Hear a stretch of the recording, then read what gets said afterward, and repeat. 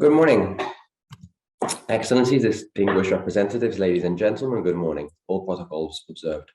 Allow me to begin by introducing myself. My name is Alexander Vocher, and I am the coordinator of the Evaluation Communication Unit at IFAD's Independent Office of Evaluation. I would like to open this learning event by thanking each and every one of you for your availability to participate in this online session. I am very pleased to note that we have a very rich and diverse group of participants. Today, we will have the opportunity to share ideas on the findings and recommendations of the evaluation synthesis on government performance in IFAD-supported operations, prepared by RUE. Looking quickly at our agenda, we will begin with opening remarks by Injun Naidu, Director of RUE. Johanna Pernas, Lead Evaluation Officer at RUE, will then take the floor to present us with the main findings, conclusions, and recommendations of the evaluation synthesis report. Thereafter, Donald Brown, Associate Vice President, Program Management Department of IFAD, will deliver remarks. Now, the second part of our program will feature two panel discussions. The first will address the question, what can IFAD do to enhance government performance in fragile and complex situations? The second will address the question, how should IFAD work in a decentralized context? At the end of both panels, we will have a Q&A session. Now, I know that we are all very familiar with virtual Zoom events, but please allow me to quickly run through a few housekeeping matters, especially related to the Q&A session at the end. To pose questions to any of our discussants, presenters, or speakers, I invite you to please submit your entries by writing them directly into the Q&A box that you will find at the bottom of your screens. Prior to doing so, I will also invite you to quickly read through the questions that other colleagues may have typed in before you. If you find that someone has already posted the question that you wanted to ask, please do not re-enter the same question, but simply vote for that question. In fact, the Zoom interface will bring to the top of the list those questions that receive the most votes, thus increasing the likelihood that they will be brought to the floor during the Q&A discussions. On a final note, I would also invite you to type your questions throughout each session, as opposed to waiting to the end of the presentations or discussions, in order to ensure a smooth posting and voting process.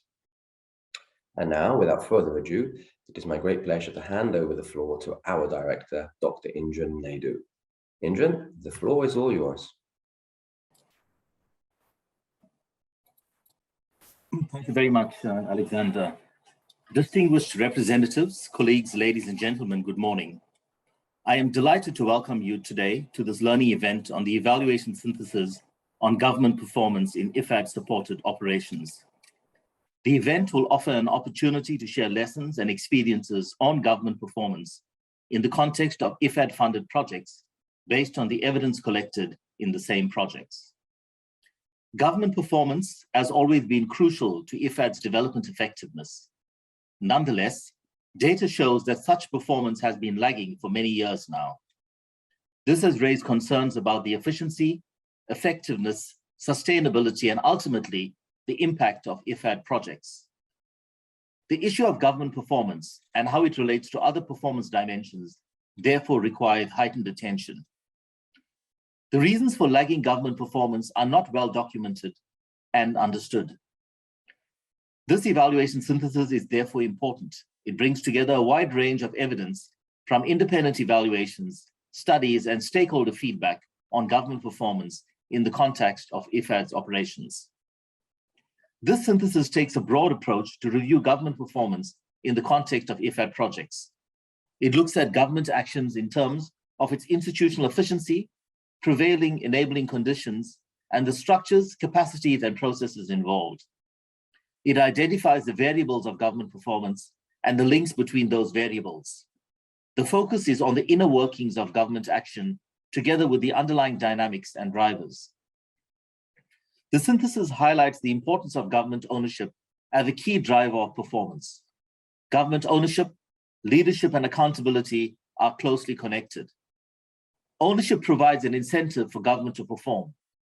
IFAD often supported government ownership through long-standing partnerships with ministries and agencies, responsive program designs, and the integration of government staff into management units. The effectiveness of IFAD's country presence was not straightforward to evaluate. While it is generally a positive factor, its traction for government performance also depends on the technical qualification and seniority of IFAD staff, and if influenced by other soft factors shaping the relationship with government partners. Situations of political instability required flexibility to adapt, something that IFAD was generally noted for. Positive cases were found in fragile contexts where IFAD had nurtured long-standing partnership, earning government trust. The synthesis identified the main contextual factors that have affected government performance. Progresses on decentralization reforms were often slow, leading in a number of cases to unclear responsibilities, implementation delays, and insufficient allocations of staffing and budget.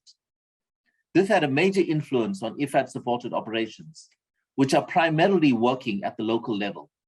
Indeed, IFAD was better placed to respond where it had established partnerships at local level. Contextual changes and emerging crises will require IFAD to remain flexible and adaptive. Notably, the COVID crisis and its impact on national economies and poverty levels has put an additional strain on government performance. The synthesis concludes that there is no panacea to reverse the trend in government performance at corporate levels. IFAD has to build on its strengths, identifying and addressing drivers of government performance at country level. Country teams have a pivotal role to play, nurturing ownership and trust, enhancing institutional performance, and supporting learning from experience. For IFAD to better understand why and how government performs in certain situations, it has to close important gaps in monitoring and evaluation, like those highlighted by the synthesis. In addition to the synthesis report on government performance, a separate learning note on decentralization has been prepared. It includes a framework for understanding opportunities and challenges for IFAD in decentralized contexts, and a proposal for how IFAD can address them at an early stage or during implementation of its programs. Before going any further, I would like to extend a warm welcome to our distinguished panelists and guests, and to my colleague, Johanna Penez, Lead Evaluation Officer of the IOE of IFAD, who will present the main findings and lessons from the evaluation synthesis on government performance. The presentation will be followed by a response from Mr. Donald Brown, Associate Vice President for the Program Management Department of IFAD, who will provide the perspective of IFAD management on government performance. Subsequently, 2 discussion panels will take place. One on IFAD's support to government performance in fragile and conflict contexts, and the other on IFAD's approach to working in decentralized settings. During the discussion, IFAD's country program staff will have the opportunity to share context-specific perspectives on government performance. After the 2 panels, there will be questions and answers session, followed by closing remarks by Mr. Fabrizio Faloni, Deputy Director of the Independent Office of Evaluation of IFAD. I will now give the floor to Ms. Johanna Penez. Thank you for your attention, and I look forward to a fruitful discussion. Thank you very much, Indran.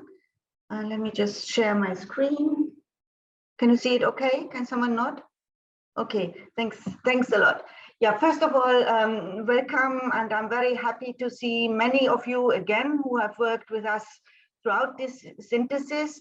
A special thanks also to my team who has helped to prepare the final report and this presentation. It's Oscar, Lucrezia, and Nene, who are also here with us. So let me now take you through the presentation. Okay, here we are. Okay, so this is a short overview of some key findings from our evaluation synthesis. It's a very selective issues, which are also meant to stimulate the discussion of the 2 panels afterwards. Just to run you through again, most of you will know it, the scope and objectives of this synthesis. So we have been covering a period from 2010 to 2020. We conducted many focus group discussions. We also conducted 2 e-surveys with IFAD staff, consultants, and government partners, altogether receiving 300 responses. And we looked at performance data from project evaluation and country strategy evaluations. The main objective of this synthesis was to provide a conceptual framework for evaluating the government performance, where we particularly focused on institutional efficiency. We synthesized the evaluative evidence on government performance and identified the dynamics and factors that are contributing to good or poor performance. And finally, we identified critical areas for IFAD to focus in support of enhanced government performance.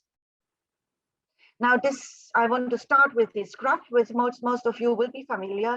These are the IOE performance ratings over a period of 20 years now. And what you can see is on the top is the higher line is the government performance ratings, which, as Indran already said, deteriorated after 2010.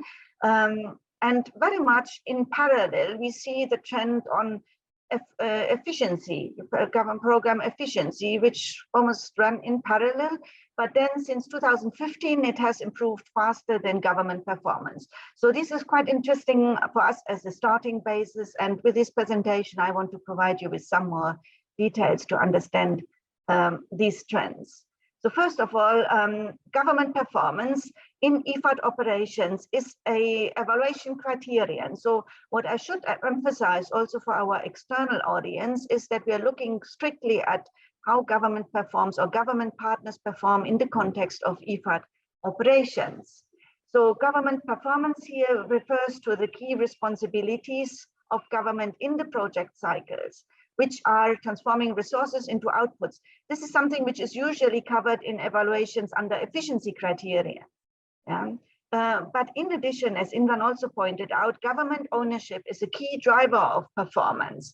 And this is something that would typically be covered under relevance. But government performance also influences how effective and sustainable projects are. So this is some further impact of government performance. And we particularly were interested in understanding the dynamics behind government performance. So going beyond the ratings and the assessment of government performance, understanding why government performs in certain contexts and why it does not perform.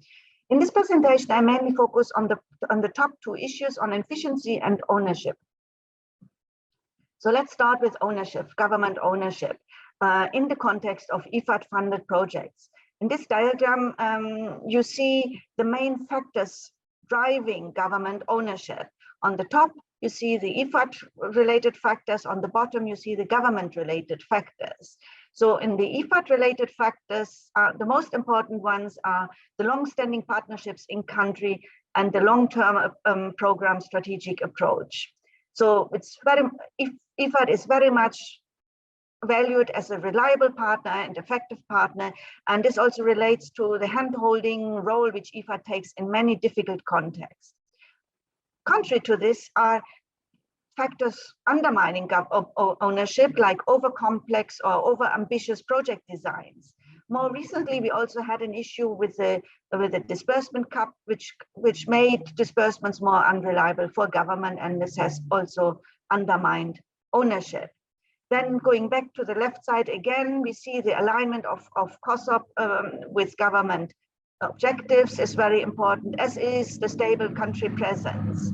On the opposite side, we see as an undermining factor the frequent turnover of IFAD country directors.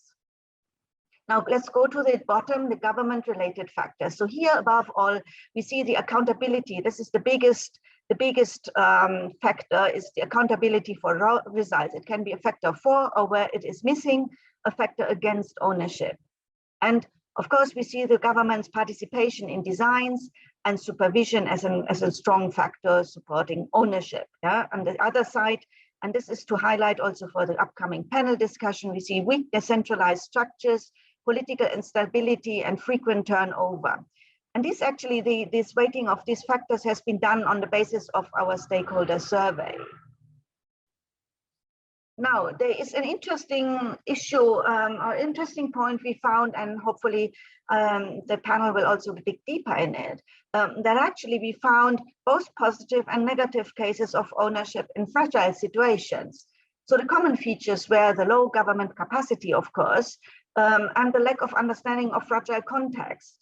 Often also in fragile situations, we have the decentralized system is not functioning very well because governance structures are generally weak, which is affecting IFAD's project implementation, mainly taking place on at the local level.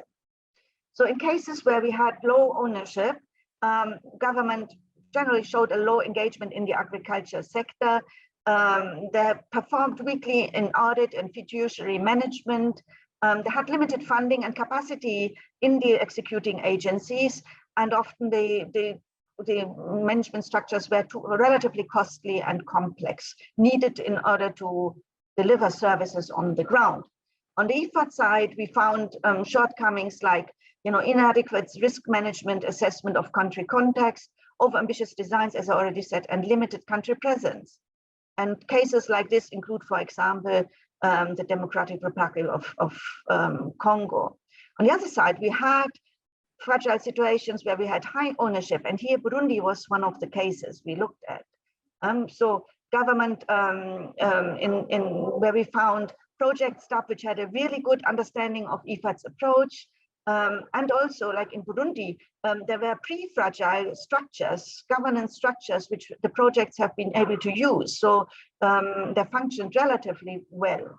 On the IFAD side, we found relatively good understanding of the context and a strong relationship of government. I mean, this phrase hand-holding with government in difficult situations, this is very important. Yeah? And also good fiduciary management.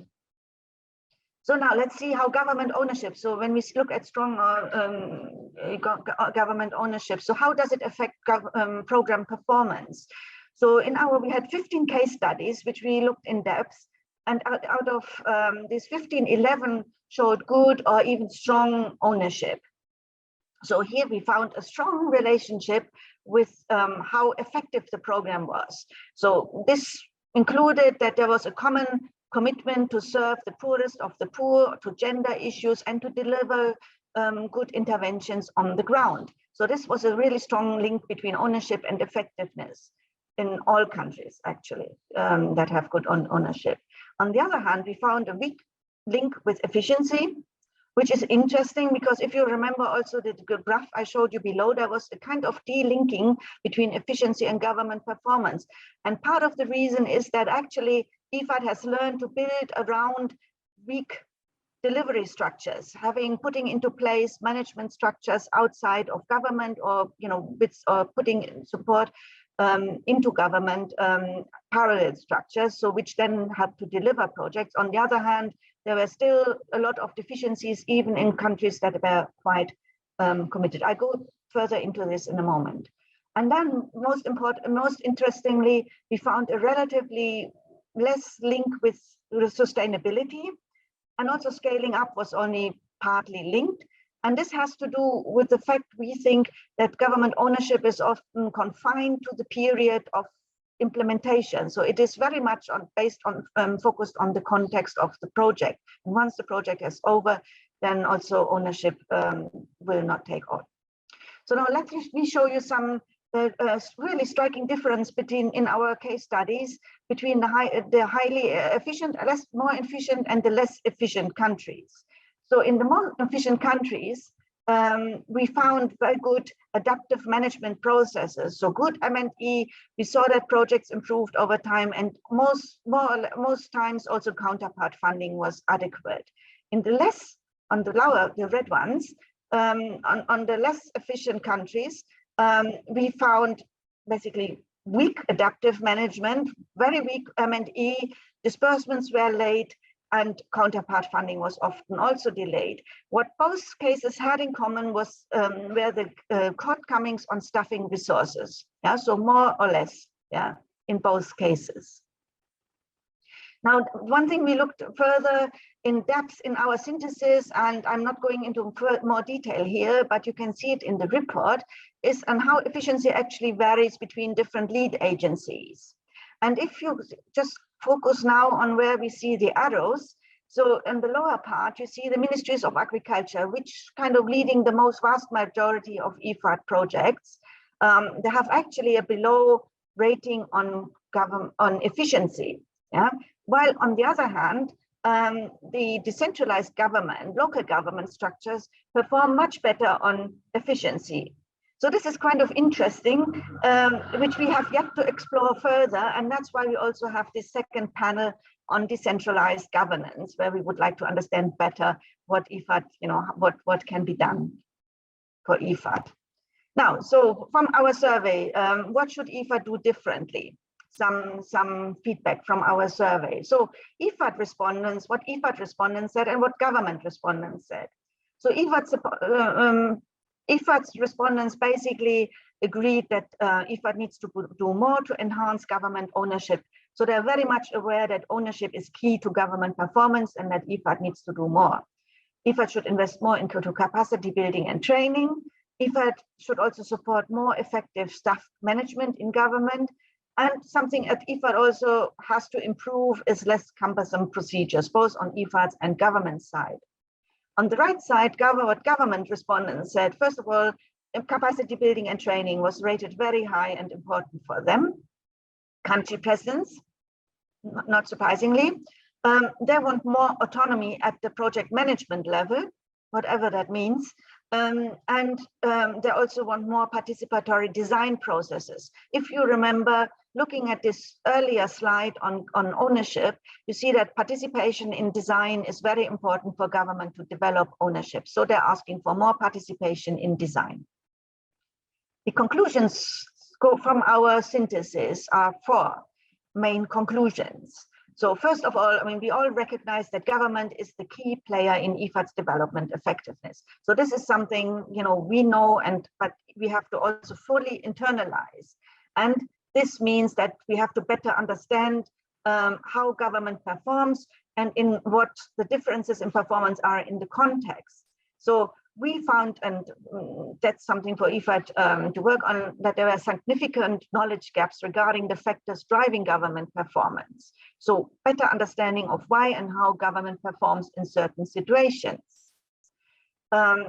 Situations of political instability, crisis, and fragilities. Unfortunately, there are more and more of those, and in particular also for IFAD, because IFAD, I think it's, Donald can help me, 50 or something % of the projects are in such a situation already, and it's something we have to adapt to. So slow governance reforms are also challenging performance. This relates to decentralization again. And in all cases, it helps if IFAD is present on the ground. Last point to emphasize is that this is really, government performance is something that cannot be addressed from a top-down or headquarter-based approach. It's something that works out at country level. Indran in his speech has already emphasized the importance of having the right personnel on the ground, but it's also working in the context, having a proper analysis of the institutional and political frameworks. So this is as far as my presentation goes. I hope it has given you some food for thought, and I would now hand over actually to Donald Brown, Associate Vice President of IFAD, to his remarks. Over. Thanks, Joanna, and thank you, Indran, and good morning to everybody. I think this is a really timely and important meeting, but also important report. The report was discussed at IFAD's evaluation committee in March and later at the executive board, and really got a lot of interest. I would possibly say some of the most interest we've had for any report. And I think, that's right, because government's performance is strongly correlated to project effectiveness, as this shows, and overall project achievement, and thus has a direct and decisive influence on results and impact of IFAD-financed operations. And I use that word IFAD-financed operations because actually we often talk about IFAD projects, but these are not IFAD projects, they're government projects, and IFAD supports government in the design and execution of these projects. And I think what this report makes very, very clear is that this is a partnership, and IFAD can only deliver so much in that partnership. So real success happens when both sides of the partnership, IFAD and government, have full ownership and fully involved in these projects. You know, IFAD has only got limited influence on some of the key challenges that the report identifies, for example, such as ownership and in-country capacity. And despite its limited influence, we obviously do all we can, as you will see in IFAD's management response, to support countries, build capacity, and ensure the success of projects. The report touches on the performance of government staff in project management units as a key element in effective project implementation. And we see this time and time again. In terms of IFAD's response, we've introduced a number of provisions for the review and recruitment of and the performance evaluation of project management staff in our financing agreements. And we are continuing to try and strengthen and expand these provisions, because it's very clear you need to get the right staff at the beginning, and you need them at the beginning of the projects. The project implementation manual will have more detailed sections on how performance evaluations need to happen of staff, and country directors will have a key role in negotiating these reinforced conditions, because in the long run, the successful implementation lies with the capacity and the expertise in the PMU. So we really need to support government to get the right people in at the beginning.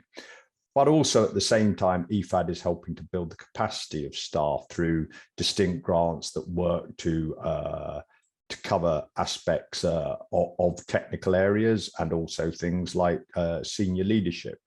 For example, we have the ongoing Resolve grant, which targets the heads of project management units and offers training and mentoring on results-based management. We also have other ones looking at monitoring and evaluation, etc. The report also identified complexity of IFAD project design as one factor negatively affecting government performance. So we are already working to update our project guidelines to reduce complexity, but also it's a key discussion in all our project review meetings, because we have a number of commitments to the board on projects, and we need to get the balance between those commitments, for example, on all the mainstreaming themes, and what is realistic to expect in the context of a specific project. And this is something we continue to work on. What is realistic, and to ensure we keep things simple, particularly in contexts where weak capacity. The ESR also touches on the issue of decentralization and ensuring that we have staff in country. I'm pleased to say that under IFAD's what we call D2.0 initiative, Decentralization 2.0, we are trying to address this. We are going from about 40 field offices to 50, particularly in where we have the biggest portfolios in the most challenging situations. But also we are decentralizing regional directors and their offices to the regions, and ensuring we have much stronger country presence. And while country presence is a contributing factor, it cannot alone explain good or weak government performance. Its influence on government performance very much depends also on the technical qualifications and the seniority of IFAD staff, but also the interactions we have with government and the capacity of the PMUs. We are also providing for IFAD staff. We've revamped what we call our Operations Academy. So we have a much stronger set of training available and upskilling for IFAD staff. One challenge I will probably leave going forward is much of IFAD's work in capacity building and institutional development, which I think is key, as well as government ownership in this report, is going to be quite challenging, because we see over the last few years that governments are much less willing to borrow for what we call the softer investments, such as institutional development and capacity building, which is essential, particularly in the area that IFAD works in, where often some of the institutions are the weakest. But at the same time, we see that IFAD's regular grant program has been significantly cut due to a lack of resources available for that side of things. So moving forward, we're going to have to be much, much more creative on how we address issues such as institutional capacity building, upskilling project staff. But I think it's something that we're aware of and we're already focusing on. So maybe just to end, I really, really welcome this report. I think it brings the spotlight on a number of really, really critical issues for impact and results. And I look very much forward to hearing the discussions today. And let me just say at the end that from IFAD's management perspective, we are very, very committed to working with governments to address the issues outlined in this report, because the partnership is crucial, and we really need, as this report says, really strong partnerships with two sides equally committed and with the capacity in governments to be able to deliver. So thanks again to IOE for the event, and thanks again for the really, really good report. And I hope this is not just a one-off discussion we have today, but will be an ongoing one over the next few years, because I am sure it will take a while for us to address some of the issues in here. Thank you.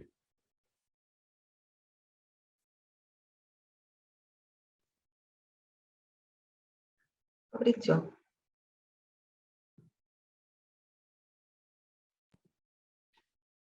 Thank you. Shall I take over from now? Thank you, Anna. So let me then, we can start the first panel discussion. And I would like to first introduce the four panelists. We'll have about 4 to 5 minutes to present the cases and address a question which I will also share with you. So the first panelist is Emin Diokubayo, who is Country Director in West and Central Africa Division of IFAD. Second panelist is Kandra Samketo, who is a Program Officer in the Asia and the Pacific Division. The third panelist is Bernadette Mukonyora, Country Director in East and Southern Africa Division. And last but not least, Gianluca Capaldo, who is Country Director in Western Africa Division. So thank you to the four panelists for attending. And we, in order to illustrate a bit more some of the findings and understand, also appreciate more some of the findings of evaluation synthesis, we have asking them to address 3 questions, which are interrelated. The first question is, as a country director, in countries characterized by fragile and sometimes conflict context, what were the challenges for the government to fulfill their role in implementing a project funded by IFAD? So what were the challenges for the government, and how did you overcome or at least address these challenges? That's the second question. And the third question, what could IFAD do in a different way to better support you as a country director working in a fragile or a conflict context? So these are the 3 questions, and I would like to first start with Emin, please, and hear her experience. Over to you, Emin. So much, Fabrizio. How long do I have? Pardon? Let's say about 4 minutes. Okay, thank you. Thank you.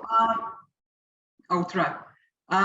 So for me, really, I thank you for the opportunity to so that we share. I will not go back to what Donald says. In particular, the report says exactly what is happening on ground. And the key findings, actually, we find ourselves into those key findings.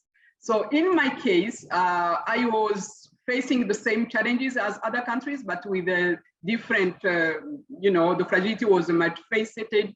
And as I was dealing with the most fragile countries like Central Africa, Sao Tome, with its particularity of being a seed, Gabon, even if it is unique, it has its own fragility. Cameroon now with what is going on in the country, and Equatorial Guinea as well. So my challenge was actually to first of all understanding what the government is going through, understanding the landscape and defining strategy to address those challenges, which have been spotted out in the report. Again, the consequences of the fragilities, we were seeing a lot of government turnovers, key ministries not being there.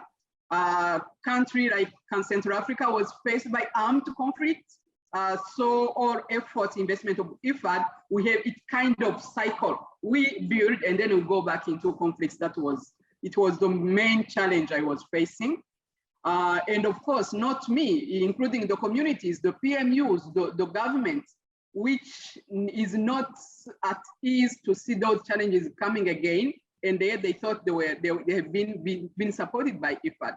One thing I saw was that at least the government were appreciative of IFAD staying with them during the time of problems, of conflicts. And that has helped me to navigate. The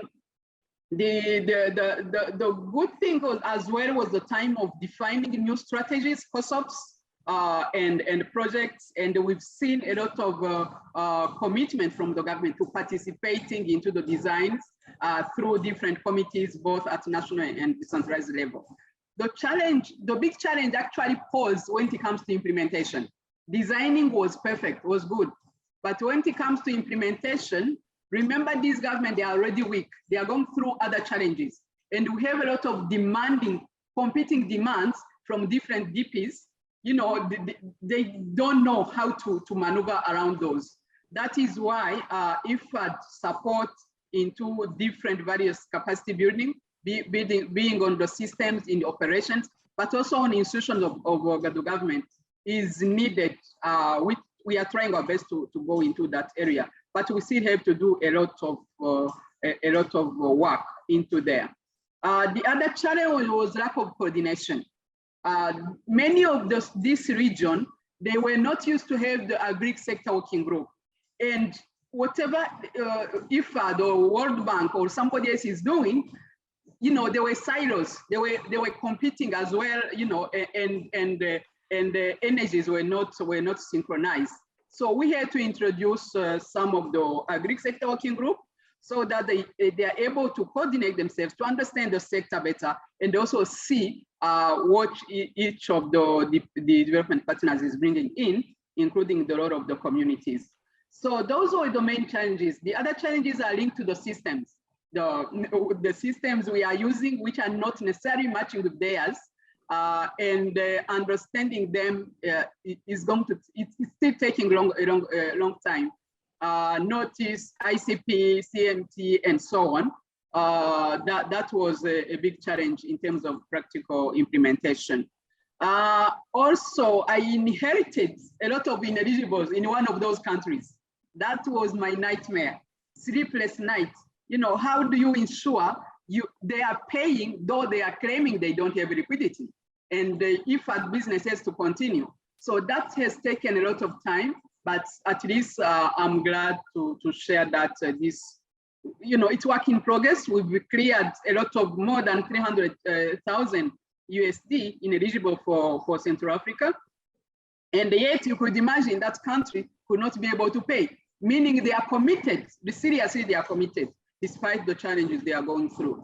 One particular case is for those we call UMIC, Gabon, and the Equatorial Guinea, who have for a long time have not been interested, have not been benefiting from the benefits of the agri sector, nor investing into it, but who were hit by the global crisis. And there has been a lot of misunderstanding between them and us in terms of processes and the speed and the bureaucracies. That's something we need to understand is going on in the fragile countries. So yeah, that's what we are going through. And my priority again is understanding that landscape and knowing that the governments are part of IFAD. And we have to do our best to support them. I think Donald just mentioned it. The ownership, it's at different levels. They feel they are part of IFAD, they have the limited capacity, and they wish we could come as a critical mass to build both in terms of institutional or systems reforms, but also practical practices on what they need. The same as other development partners, the farmers' organizations, the NGOs. I think we tended to ignore or to forget the role of the international NGOs or the civil society organizations and the other institutions. IFAD is not alone. So me understanding that we should work with other partners, including the farmers' organization, should help us. And going forward, I would still ask us, all of us, to think through how do we continue supporting non-lending activities that should bring the sustainability of our systems and in the countries. We should have grants to support civil society organizations. We should have some grants to support institutional building. So I believe we have more to go. And a support we need as country director, of course, first of all, is understanding. Is understanding from management that these cases are so hard.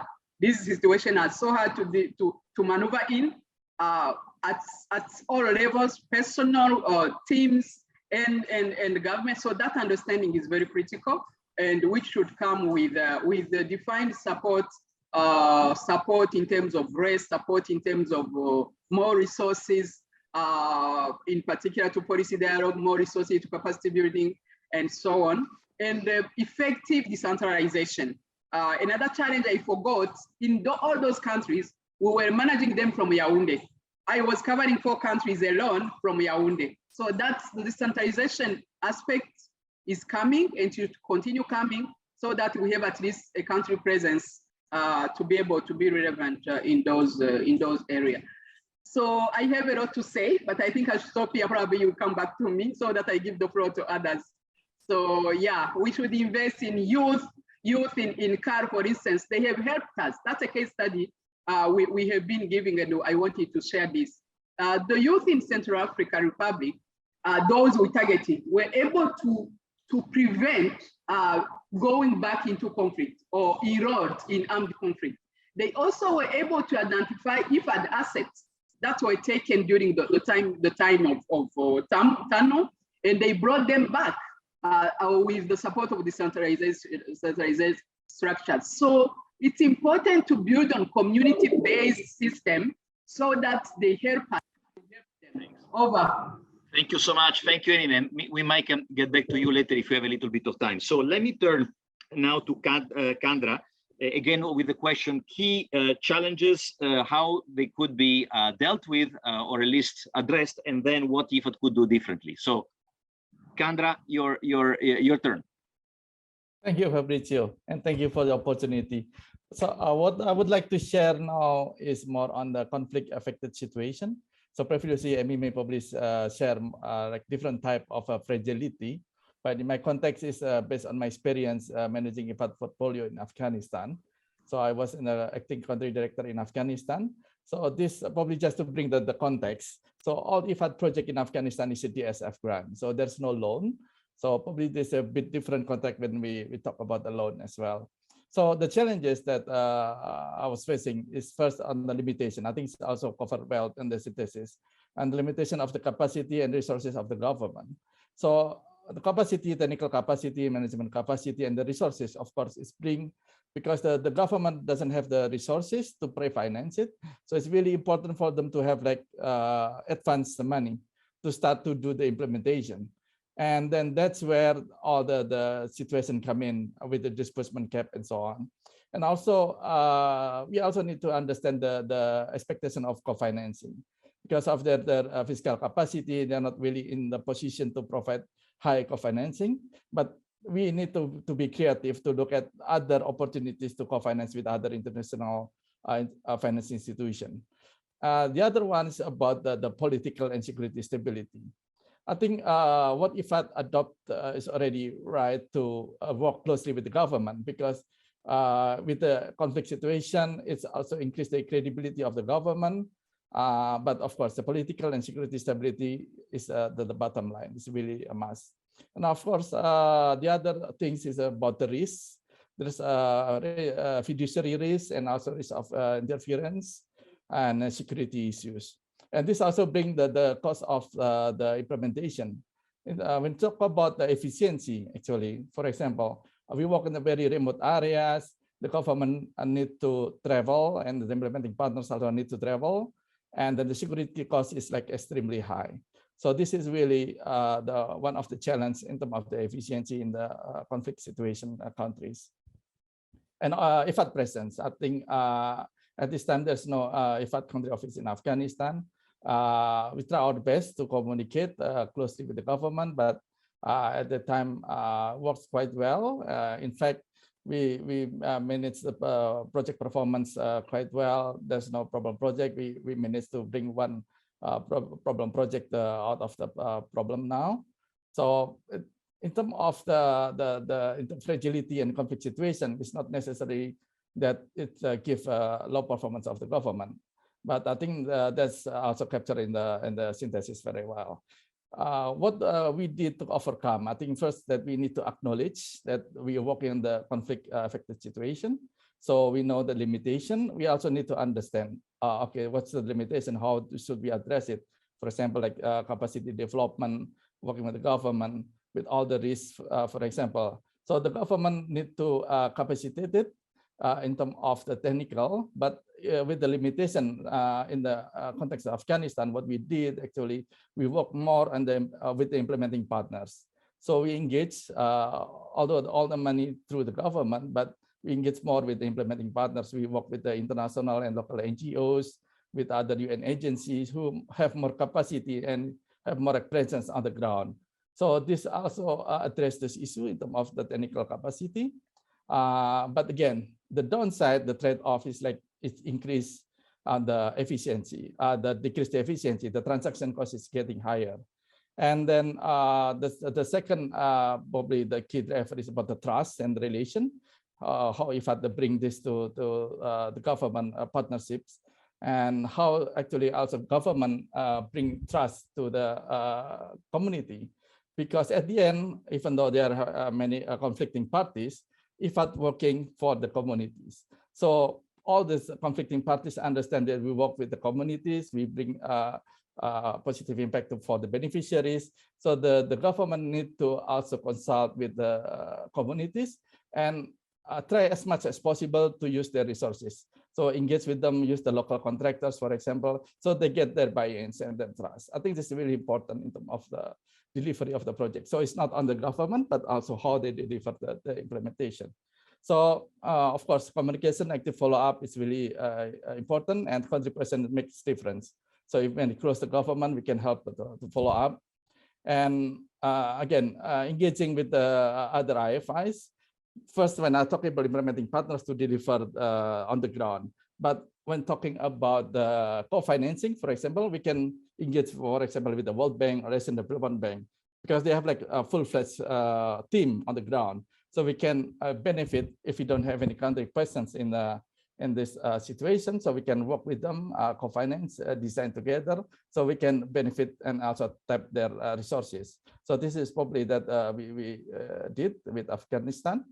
And of course, autonomous project management unit is really important to also kind of prevent from interference, both like political and so on.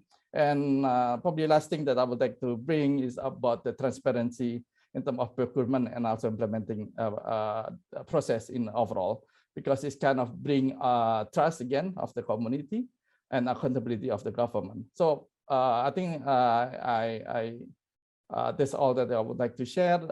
In terms of the support for the country director, again, I think understand the difficulties that the country directors are facing when dealing with this situation, probably with the flexibility, for example, with the high transaction costs, with the limitation that project management costs should be lower than 30%. Sometimes it's hard to achieve.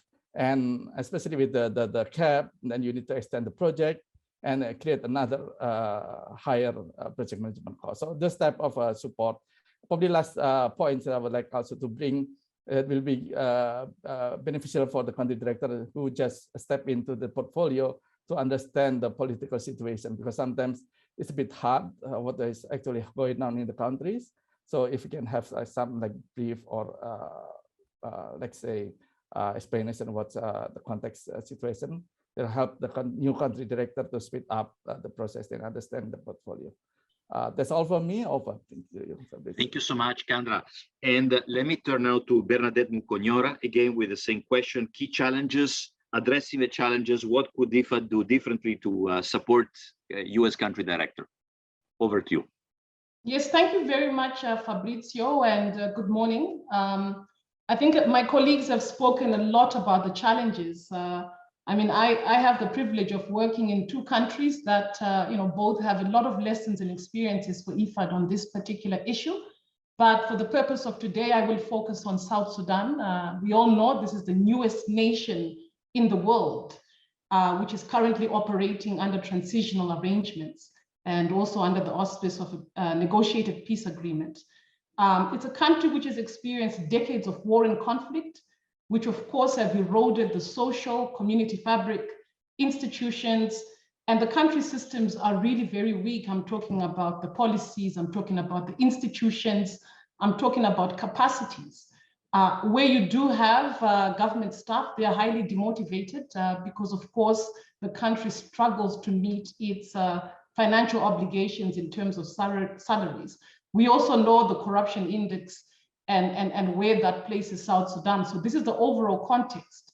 And indeed, I mean, this is definitely a country where the performance of government would not be meeting the expectations of IFAD. My one key message today is really around nuance and context-specific approach and the need to customize our own policies and how we work or engage in this context. We started a design of the South Sudan Livelihoods and Resilience Project in this context.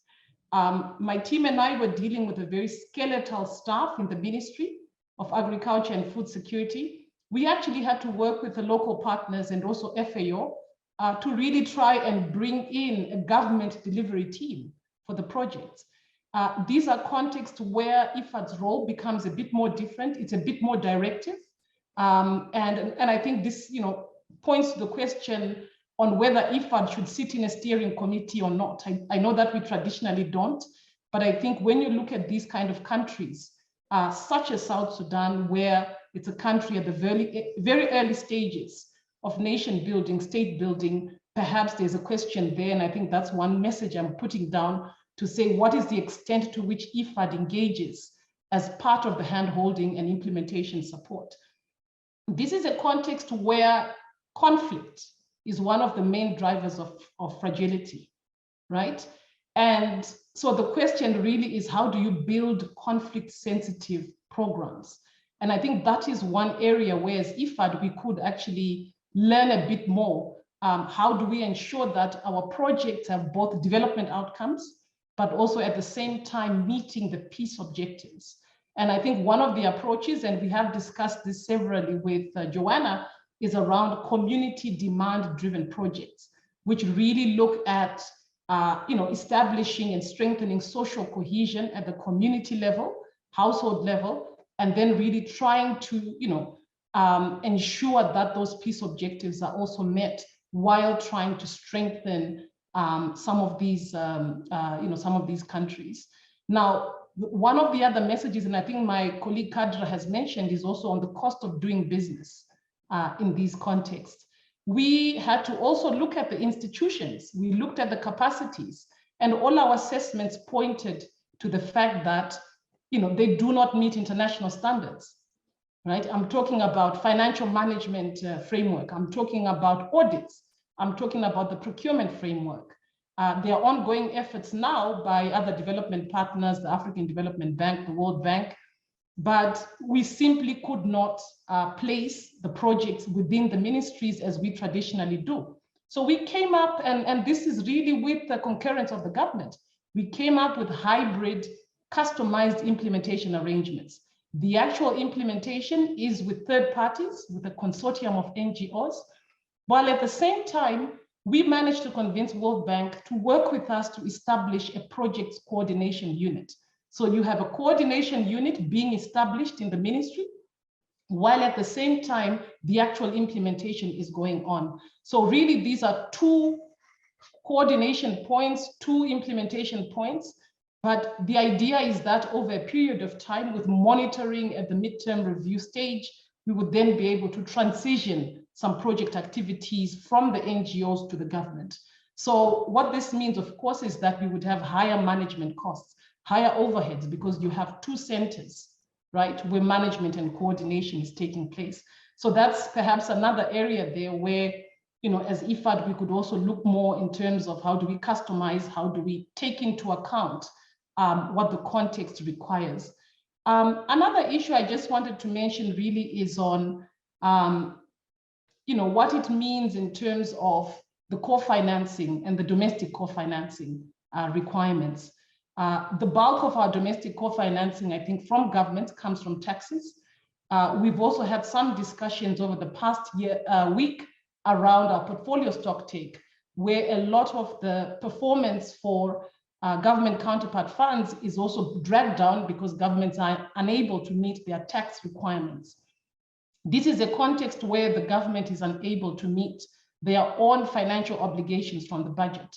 So the question really is, do you really think they'd be able to meet their tax obligations? And so there are some of those nuanced and context-specific issues that IFAD has to deal with, and really think, you know, are these countries where we should be actually, you know, placing tax as something that should be covered by the government, or do we actually have the taxes also covered by, you know, by the fund or by the grant or by the loan? Yes, the issue of country presence, I'm actually happy to say that senior management from IFAD has heard our calls, and a country office is being opened now in South Sudan. And so that would really help us in terms of going closer to the client and being able to, you know, assess risk, being able to engage in policy dialogue together with the other partners. Just one last point is really on the peace and conflict dynamic. And I think this is really an area, and I'm glad that my our AVP, Donald, talked about the capacity building and the OPAC. I think we really do need to further understand what it means to design projects that address peace dynamics, right? And also that are also looking at, you know, minimizing conflict. The second point is that, yes, indeed, we open an office in South Sudan. What happens when a conflict erupts?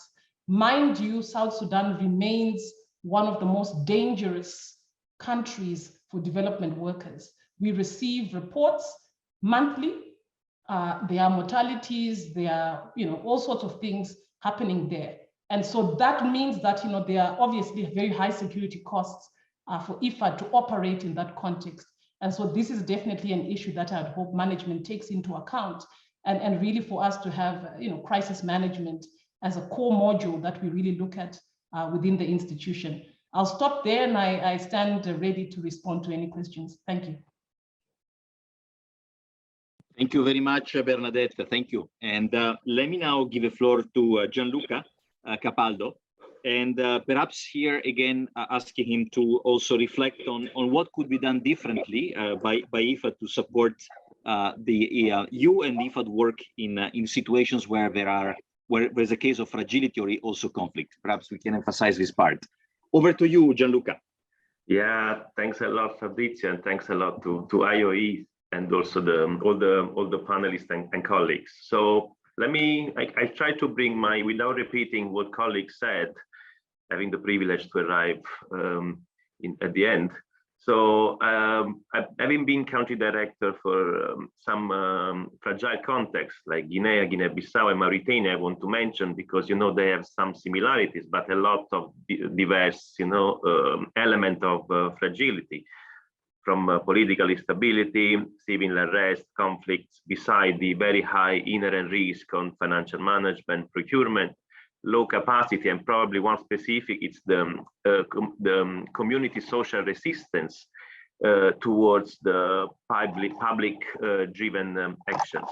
I think by focusing on what you mentioned, I want to say that, you know, in quite a number of fragile countries, are still today considered as small countries to work on, although they need, you know, if we really want to go deep and tackle some, you know, some of the bottlenecks, some of the criticalities, they require pretty high investments in terms of human resources and, of course, of financial resources.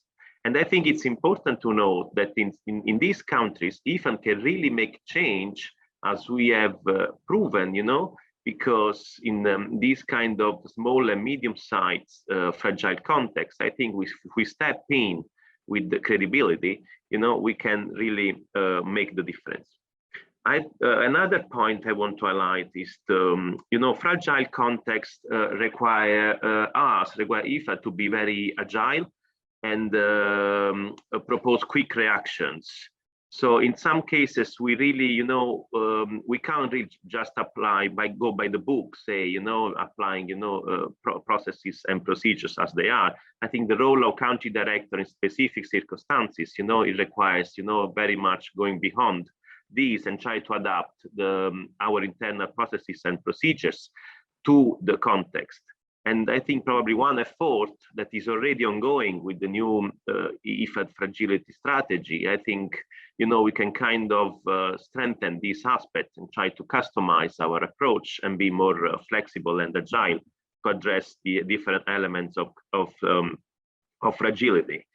An important aspect is the knowledge management, knowledge sharing. I think this event is also, you know, it goes in the right direction. I think alone the African regions, WCA, NEN, and ESA, we got tons of knowledge and experience in dealing with the different aspects of fragility and dealing with the different elements of government good performance or less good performance. So if we can try to have more exercises to put together, you know, critical mass and, you know, try to come up with some best practices, I think it would be very useful. And allow me, I think IOE can also play a very important role. I have experienced some exercises from IOE in the countries, and, you know, you can have a tremendous positive impact in drawing lessons and play these catalytic roles, kind of, you know, putting on the tables of the country teams on the country specific evaluations, you know, probably some similarities you found in similar, you know, country evaluation in another country evaluation. And this, you know, of course, this can create links and generate synergies. Probably, I think in my case studies on Guinea-Bissau and Mauritania, I think beside the criticalities, I want to bring on the table some good practice, something that really helped.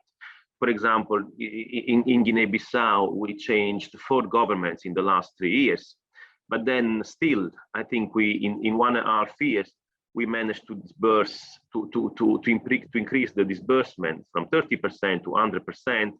We triplicated the financing targets. We attracted new donors. We created a policy dialogue that, you know, IFAD is leading and is currently influencing the national policy.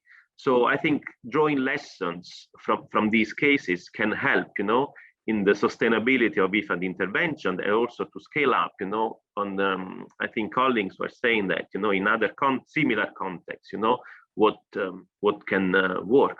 I think a couple of good practice that I've seen have given good results might be, you know, be present, not necessarily physically. We know, for example, I'm responsible for 3 countries, so I can't be at the same time in the 3 countries, but still, you know, you can kind of, you know, let your presence be felt, and also, you know, to close follow-up, create this team spirit. I think this is very important. I've seen it's not my PMU, but, you know, the PMU of a specific project working for 8 months without getting salary because of there was no government. And, you know, these kind of reactions you can get if you are credible and if they see a, you know, a solid counterpart that is there sharing, the same objective responsibility. This one team approach can really, push people to go, the extra mile to reach together the same development objectives, and also can tremendously influence governments, especially the technical officers at government, at the ministry levels. I think the one important element in context with high political instability is to create partnerships, relationships, and engage with them. Engage with partners, farmers organizations, engage with the NGOs. It's the key, as one of the key aspects, we can, through which we can create a kind of stability in an unstable context. And I would like also to emphasize the role of the private sector, that the private sector can play in some circumstances. And probably here, what IFAD can do more is to kind of having a bit more context-related assessment, in the sense that we can't imagine to have an homogeneous approach working with private sector in different continents, in different continents. So this requires a kind of, sensitivity, and also, the risk assessment that needs to be, contextualized. Probably another point is, fragility requires very quickly require political sensitivity. I think it was brought up. I found, that of course, country director is one of the custodian, and is responsible for this political sensitivity. But I think it would be, we found out that the only the politically advisory and the political decisions in some critical and specific case still rely only on IFAD president. So probably we might want to have an internal discussion, whether we want to kind of, rely more on the country teams of some managers. And I want to leave on the word of credibility. I think the key of success in fragility context is to be credible. Credibility is not for free, doesn't come for free, but requires a lot of investments, of efforts and time. Thank you all. Over. Thanks to you, Gianluca, and perhaps given the time, maybe I will turn to Ioanna for her part of the panel, but let me just thank again Amy, Kandra, Bernadette, and Gianluca for their very thoughtful interventions. Thank you. Thank you, Fabrizio, and thanks all panelists for the very excellent and good contributions. We have a second panel coming up now, which is also very important on decentralization, how IFAD can work on decentralization. We have another 4 panelists.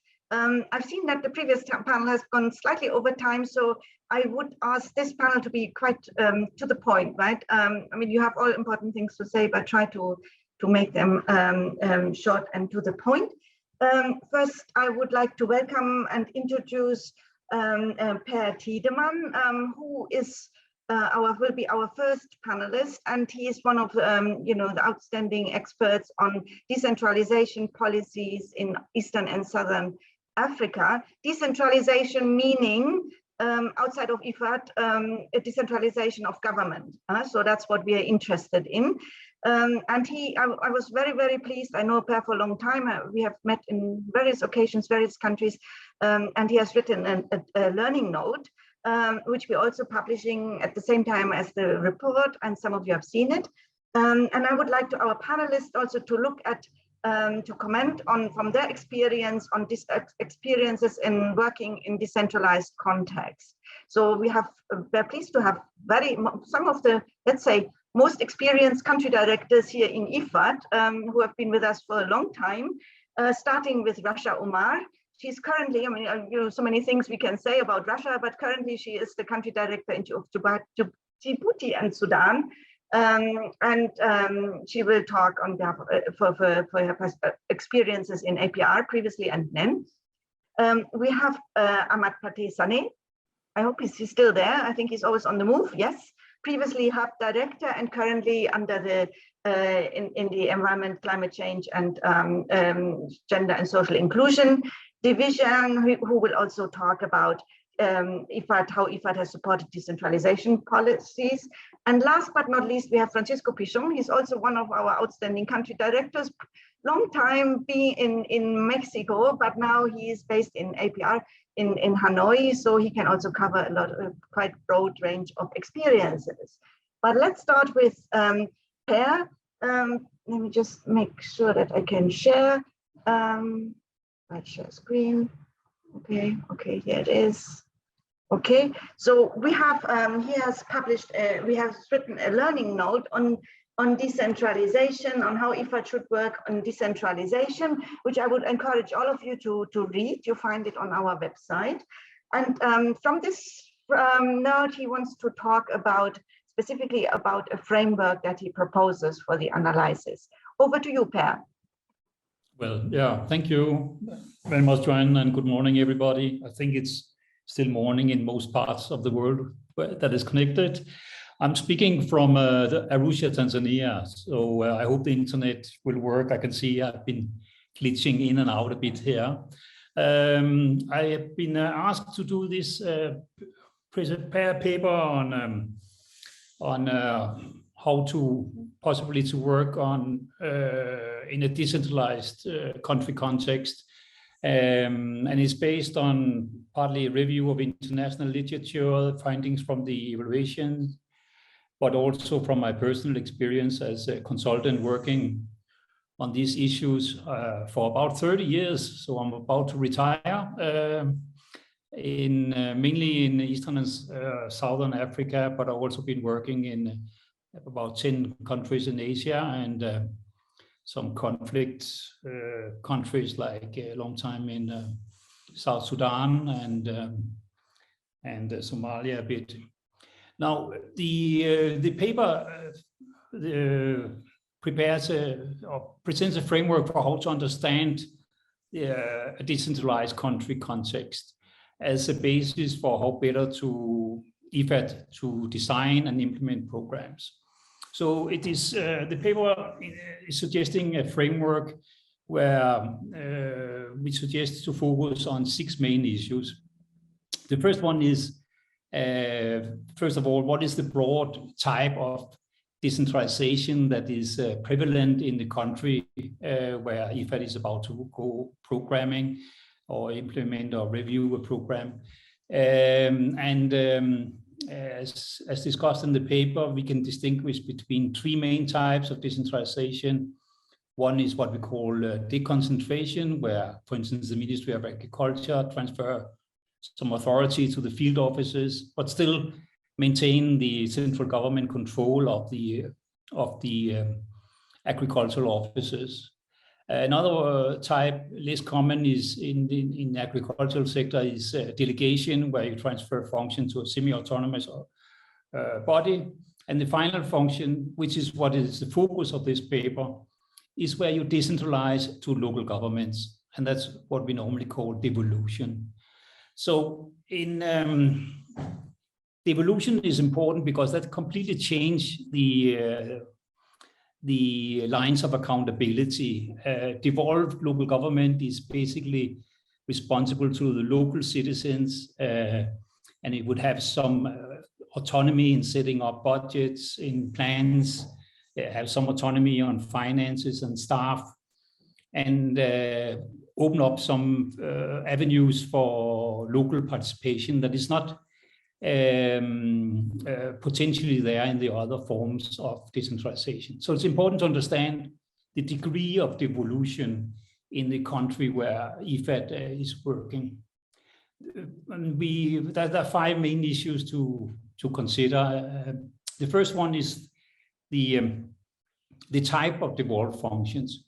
What are the functions that are devolved of relevance to the particular IFAD intervention? And for instance, if IFAD is supporting, let's say, agricultural extension, then obviously it's important to understand the degree to which extension services are fully devolved to the local governments. Is it just on paper, or is it in reality? what is the degree of sharing of responsibilities between the center and local government, between the public sector and the private sector. When considering devolved functions, it would be important to understand also what are the broader aspects of functions of the local governments of relevance to IFAD interventions. For instance, if you're supporting agricultural extension, the local governments may have many other functions of relevance. They may be responsible for taxing crops. They might be responsible for allocation of land, for settling land dispute. They may be responsible for roads and for irrigation, etc. So it depending on the nature of the setup, there might be potential or not for more comprehensive, coordinated programming through local governments. It may also be so that the functions are not really clearly devolved. They might be disputed. Other central government institutions may have other interpretations or compete with local governments in undertaking the functions. Very often there's some tension between the central government and the local governments about what is the division of roles and functions. And there might be tensions between different type of central government institutions contesting the role of local governments. And to understand the exact degree of devolution is a key for programming. Human resources might be devolved in different degrees. I'm not going into the details, but in the paper we provide even a mini framework for how to analyze the degree of human resource decentralization. Obviously, in some countries, local governments are hiring and firing their own staff, and that would open up the opportunities for IFAD focusing on strengthening the ability of local governments to attract and retain and motivate agricultural sector staff. In other countries, it is partly devolved, and for instance, staff might be transferred from one district to another without the control of the local government. And let's say if IFAD is focusing on a selected number of districts, you may risk up training staff there, and then partway during the program, the staff might be transferred to another area. So the degree of human resource decentralization is also important to understand. Fiscal decentralization is about how local governments are being financed, and they can be typically financed through a different range of modalities. One source of revenue could be local taxes, which can be significant in some countries.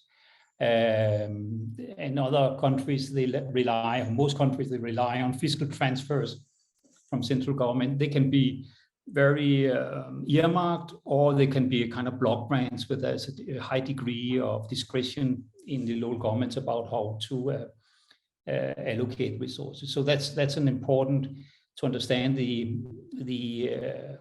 both the opportunities and challenges with fiscal decentralization in designing program interventions. Typically, the larger development organizations like the World Bank, when they are implementing programs through local governments, they very much focus on fiscal decentralization and typically work through the Ministry of Finance for changing the way local governments perform through the way that local governments are being financed. Devolution opens up for different forms for participation and local accountability. And that's distinct differently from community-driven approaches that was mentioned earlier. Working with participation and local accountability through local governments can be difficult, but at the same time, it's also opening up for opportunities for more sustainable changes to the way that government delivers services, to the extent to which government is responsive to local citizens. So it's important to understand the degree to which local citizens local farmers, male and female, can influence the policies and project identification, etc., through local government structures, and understand also how that may or may not realistically be improved through some project interventions. Finally, issue is the arrangements in place for national oversight and coordination. Even in a devolved context, or even it's important to seriously consider what are the right type of national government counterparts to work with. As mentioned by Johan, the most common government counterpart is the Ministry of Agriculture. But if you're working in a decentralized context, it might be so that you might more appropriately work through other or additional national institutions. For instance, there can be national institutions in charge of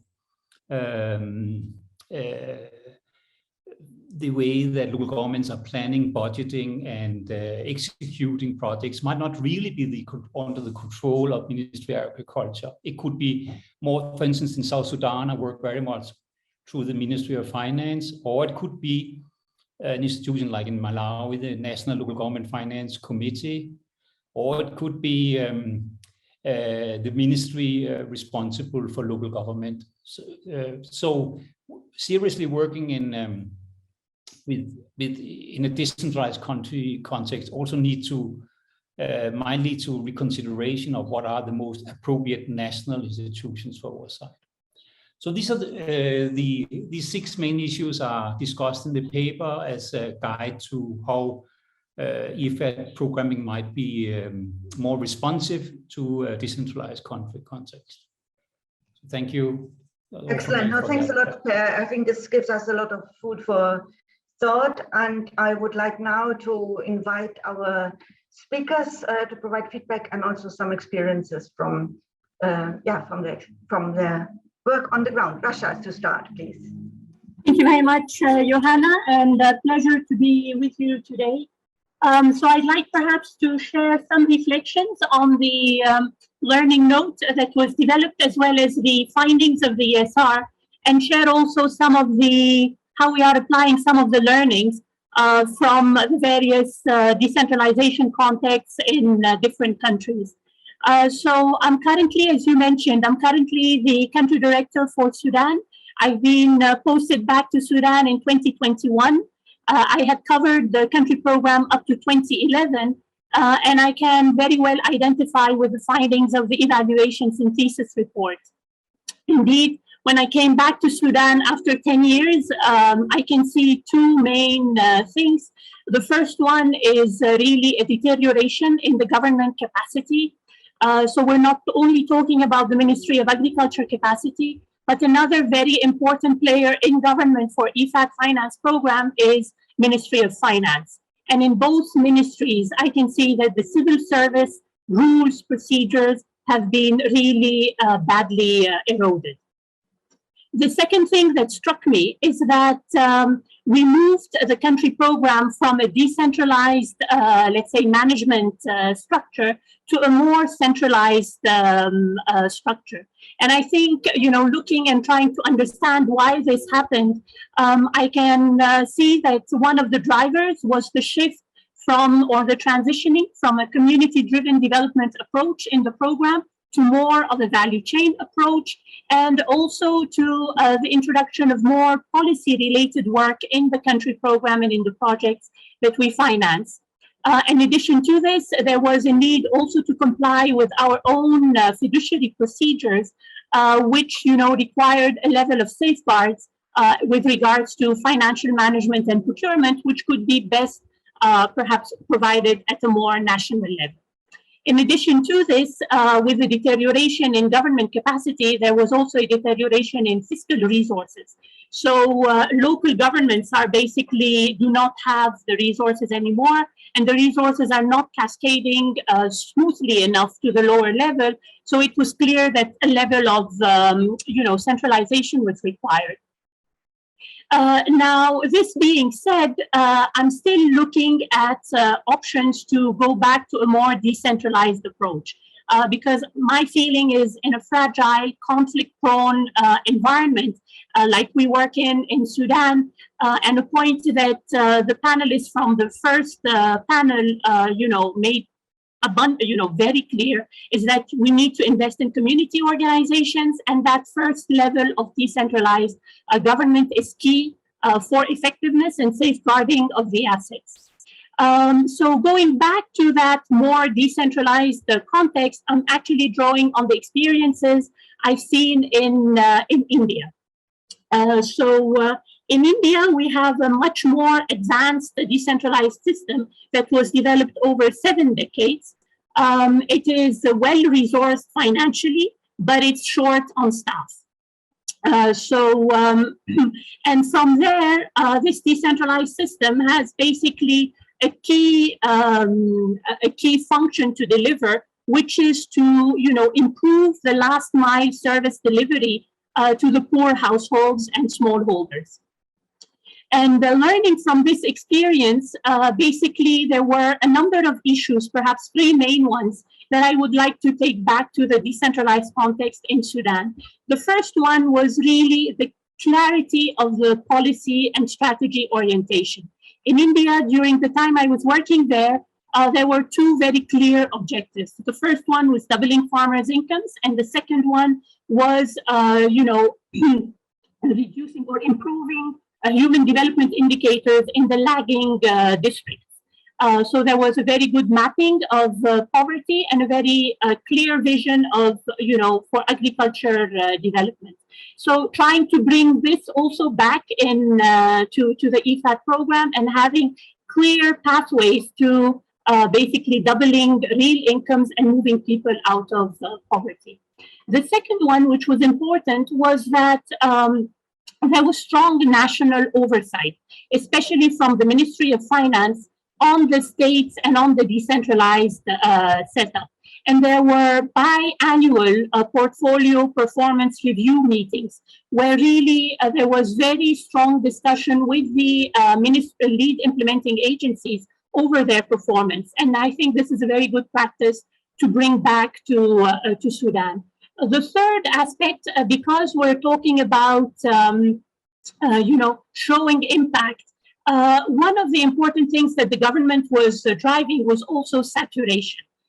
So meaning that you would cover as many villages as possible at the lowest administrative level, and within communities to also cover nearly all the poor households. So working with the saturation approach means that you can also demonstrate good impact and critical mass that can bring further change down the road. So these are things really to take back and to look at the development of last mile services within this context. Now, going back to the learning note that Per has shared, I found the conceptual framework very clear. But perhaps for me, working in Sudan and working with the administration in Sudan, there are also another 3 points that I would like to see more in the analysis and in the framework. One is the power maps or power relations, because the administration in fragile countries are not socially neutral. And different groups also try to infiltrate the administration to get the services that they need. So understanding that power and social makeup of the administration is extremely important.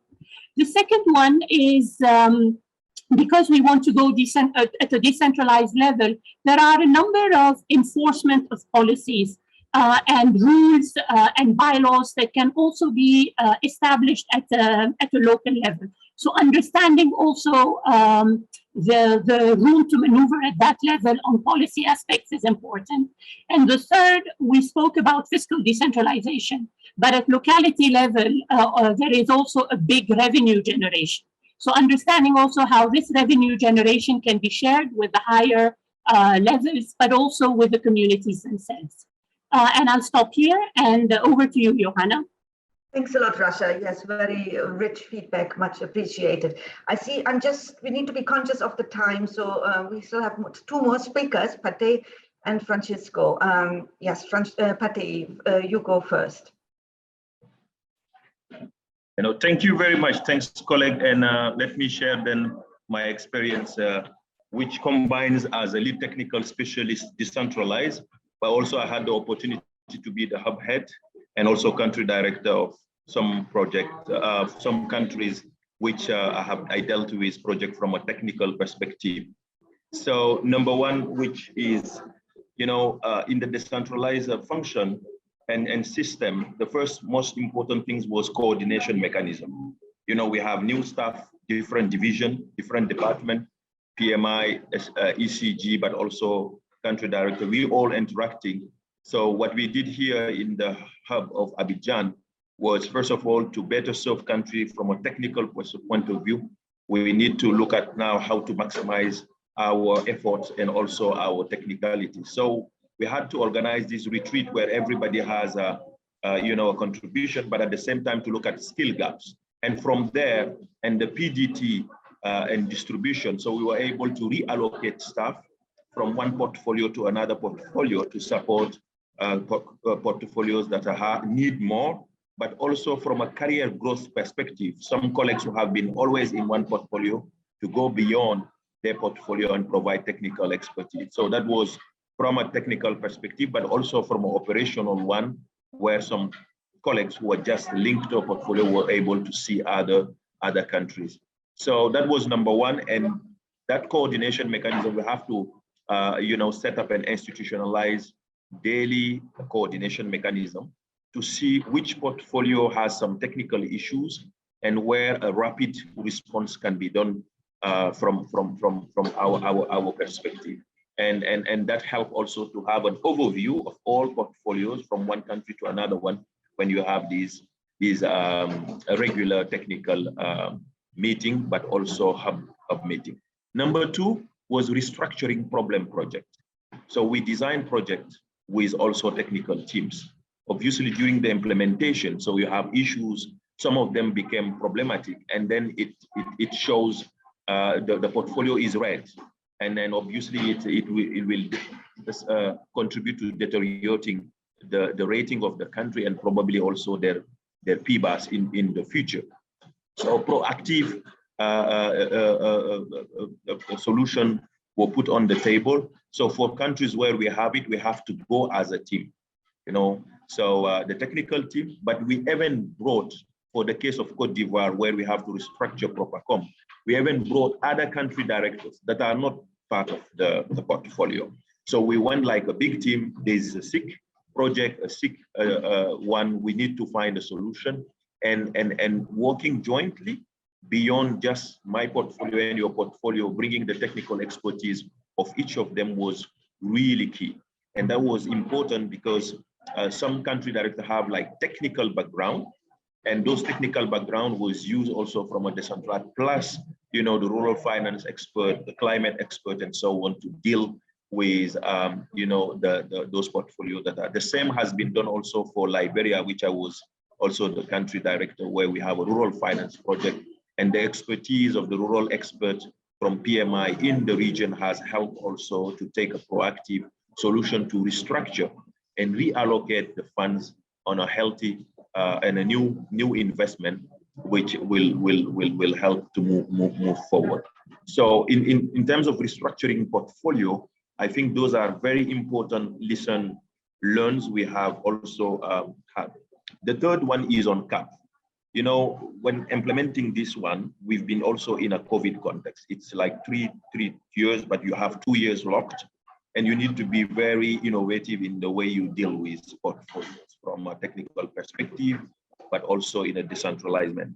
And most of our portfolios have a cap since last year, and that cap require also a solidarity aspect. If you are not able to use the money, then we need to see between the portfolio hand can we reallocate those funds to just continue maintaining the partnership and the technical work with the different countries. And monitoring with the portfolio advisor, the different trends, disbursement has really helped also to see at what time you need to reallocate the resources from one country to another one to support the long-term and also maintaining the partnership with the different countries. From a technical point of view, in terms of dealing with COVID and agility, so all of us have been really stressed with the context where you can't go now anymore on the field. And the issue is you can't see when something is, realized on the ground to see the quality. You can see it with images. So the solution was from our network of technical experts during this COVID period, we have to, connect with them. They go on the field, try to collect the relevant information, be our eyes, but still also looking at, the safety and COVID measures. So having also this kind of connection, giving modems, which we have to increase our capacity to get for every technical person, but also, every staff on the hub to work properly at home, was also a decision taken, supported by CST. So there is another one on technical. Fatih, I just need, because we have almost reached the end of our time. Sorry. If you want to say, one or two final sentences, please. Okay, one of two final sentences was more on technical sector working group, which if for country directors can't necessarily attend, we have to support them to work with government. So you have different technical sector working group, which require technical input, and having also those teams at the regional level help to get into it and complement the work of the country director. There are other points which we can share, but given the time, so I'll stop there. Thanks. Thanks a lot, Fatih. That's very good. Yes, now, last but not least, to Francisco, perhaps bringing us back to the topic of government decentralization, as you have worked in countries with highly decentralized government structures as well. Over to Francisco.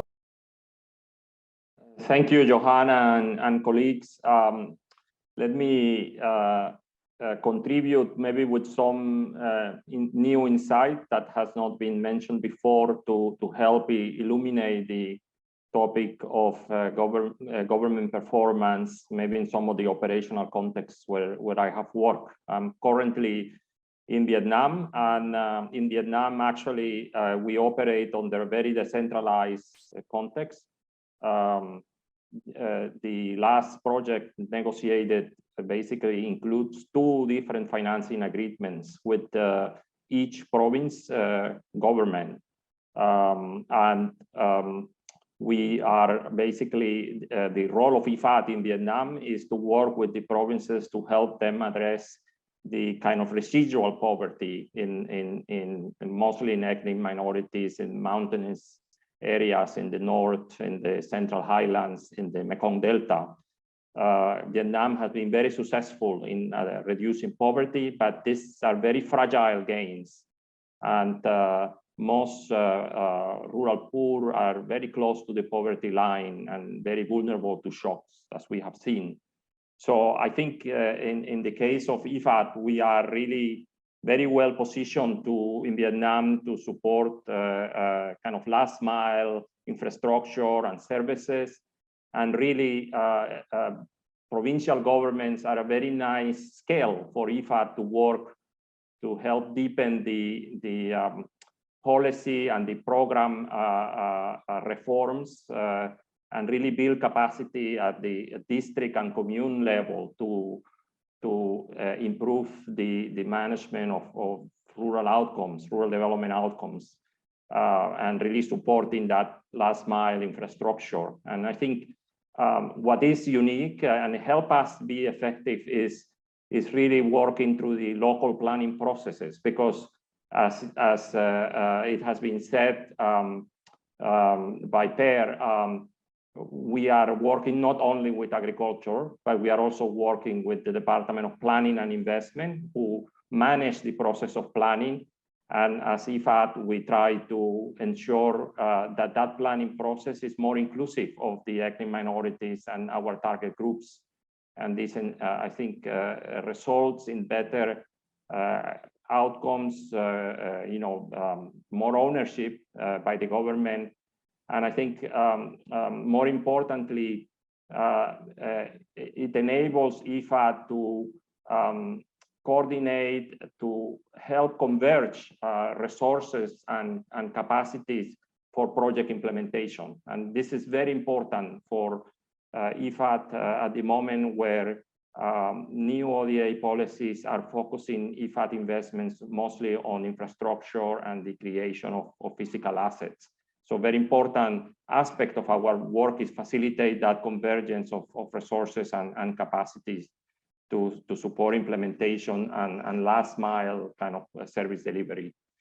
Let me just say a couple of comments on something that we haven't discussed very much, and is this issue of how best we can mainstream our programs in government structures at not only local government versus kind of PMU implemented projects. I mean, this is an issue that also is linked to project management, which is a systemic weakness we see across IFAD. But I like to say that we need to really, I think Bernabé raised this issue, understand the normative framework that we are facing. I mean, many countries, including countries that are upper middle incomes with well-established institutions, and I'm thinking about Mexico, have very well-defined normative frameworks about budgeting, which could restrict the space for the functioning of PMUs. So it is important when we analyze government performance, I think it's important to understand how well our only instrument, the investment loan, fits that normative framework and addresses the needs of the countries. Because I think it should be a priority for IFAD to always evolve or adapt our business model in a way that is responsive to ensure our own relevance, especially in countries like UMIX and Mexico, and also that we serve the country's needs better. So, but I believe that overall the portfolio monitoring incentives at IFAD, the fact that we have PBS financing cycles that really emphasize fast delivery of the investments, the fiduciary requirements, until very recently the focus on disbursements, speed in the portfolio management.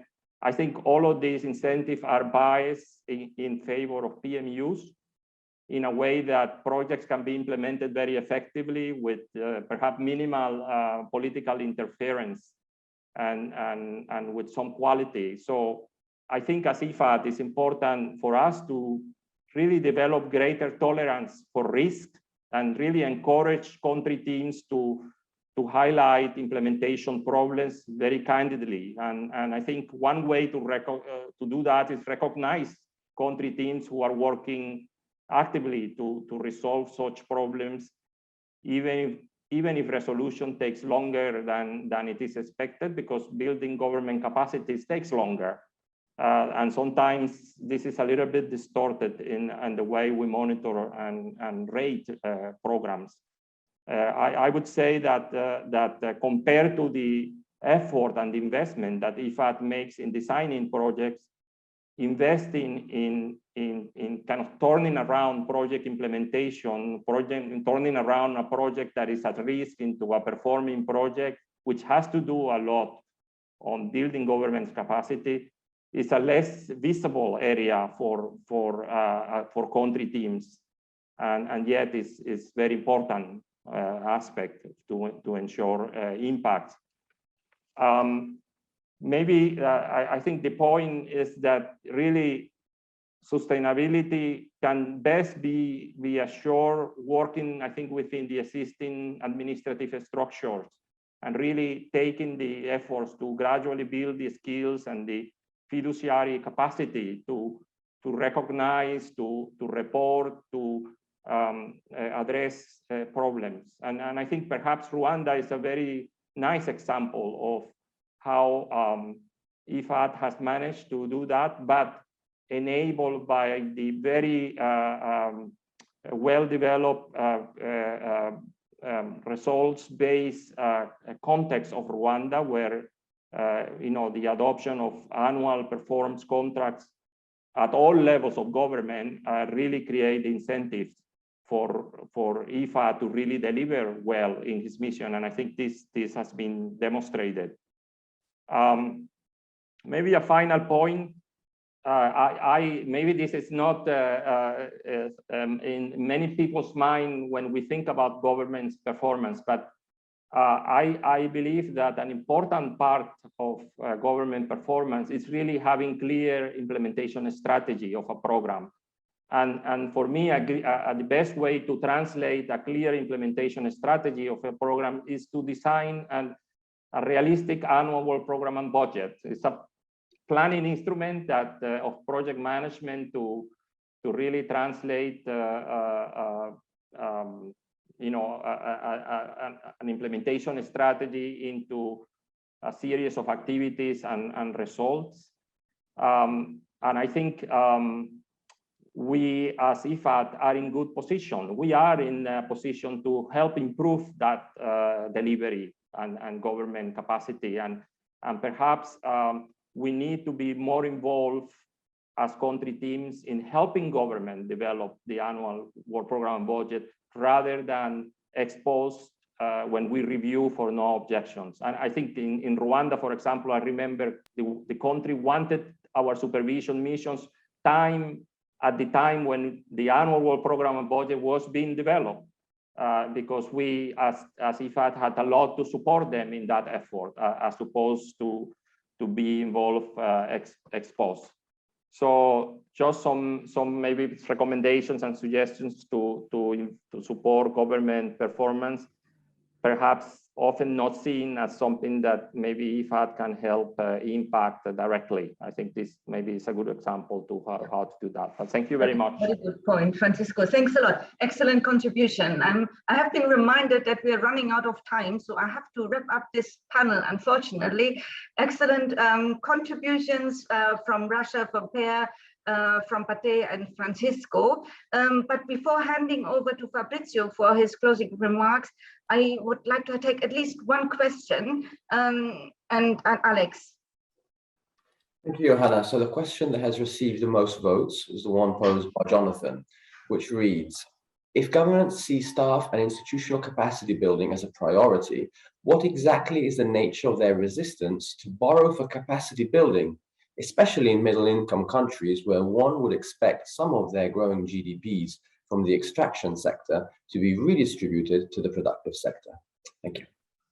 Yes, very important question. So who of our panelists would like to take it? I think I'm looking at Russia and Francisco for a mix.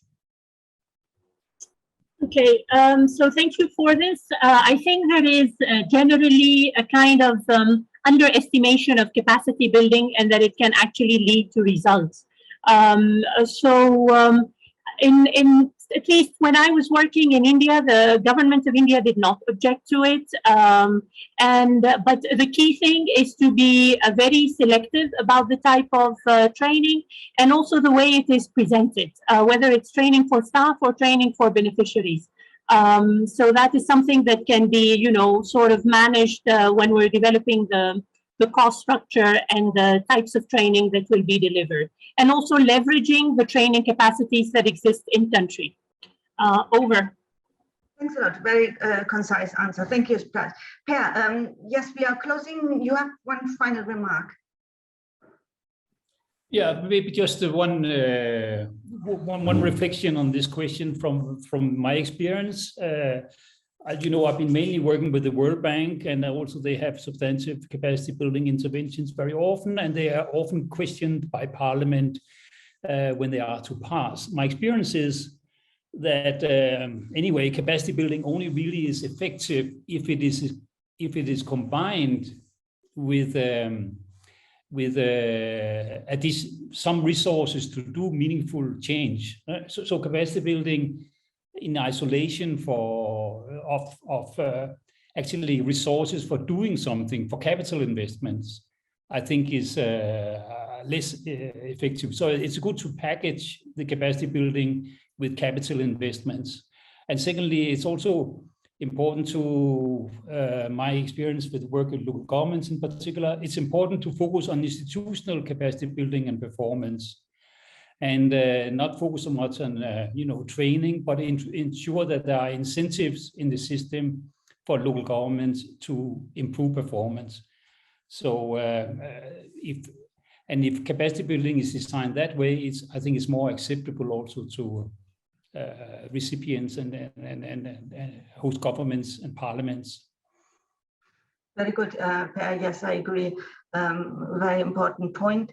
And thanks a lot again, Per, for this very good note which you have contributed. Now, I want to conclude this panel finally and hand over to Fabrizio for his wrap-up remarks. Thank you. And given the time, I think I will confine myself to thanking those who brought about the report and the event of today. So I will first thank the team that led this evaluation, and particularly Joanna, heading the team. I would like to thank also for today management, notably the Associate Vice President from Program Management Department, Donald Brown. Also the panelists, because with the panelists we've explored two specific facets of government performance. One, the performance in situations of fragility and conflicts, where we also have seen the importance of including more explicitly objectives in terms of reaching peace and reducing conflicts in the IFAD program, although very rural investment programs, but we were also warned that this is an important element that sometimes we don't have explicit in our projects. And then, by the way, we shouldn't say anymore our project, because it's a project funded and supported by IFAD, but they're really government projects, and this is a misnomer we sometimes use. The other important facets was instead when governments decentralize and the way in which our projects, again, not our project, but the project funded by IFAD, need to be tweaked and changed in the way they approach, in the way they provide resources, and the way they are designed to match the responsibilities of local government. So with this, I hope you also, this meeting also created more appetite for reading the report, and also more appetite for reading the report, and also the note that has been prepared on government decentralization. So I hope this will be more people will read these two documents. And last point, just to remember that this report came out of an ARI and the work that we did by starting simply on ratings and looking at government performance. But then this led to really asking the question, why do we see certain trends? And that led to doing more analysis on the factors for performance. So that's also a good way to use the project level analysis to then arrive at more important analysis on how in fact government performance affects the results of the projects, and how also IFAD can support government performance. With this, thank you very much again, and have a good rest of the day. Thanks a lot, everyone, for coming today and for your contributions. Bye. Thank you. Bye. Thank you, Joanna. Thanks very much. Thank you to the panelists. Bye. Thank you. All the best.